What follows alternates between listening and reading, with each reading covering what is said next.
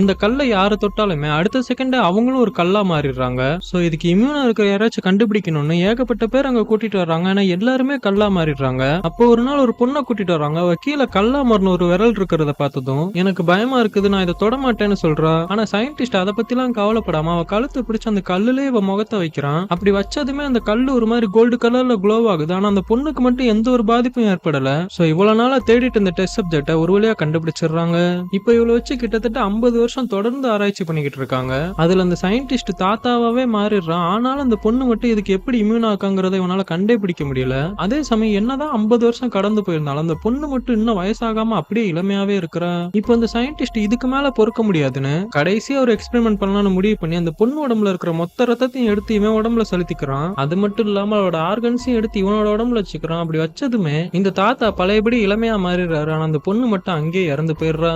எல்லாம் சரிதான். அந்த பொண்ணு உடம்புல இருந்து எல்லா ஆர்கன்ஸையும் எடுத்து ஒரு இளமையா மாறினதுனா ஓகே. ஆனா ஒரு முக்கியமான ஆர்கன் அந்த பொண்ணுட்டு இருந்திருக்கு. அதை என்ன பண்ணிருப்பாரு? ஒருவேளை அது மட்டும் 50 வருஷம் பழசா இருக்குமோ?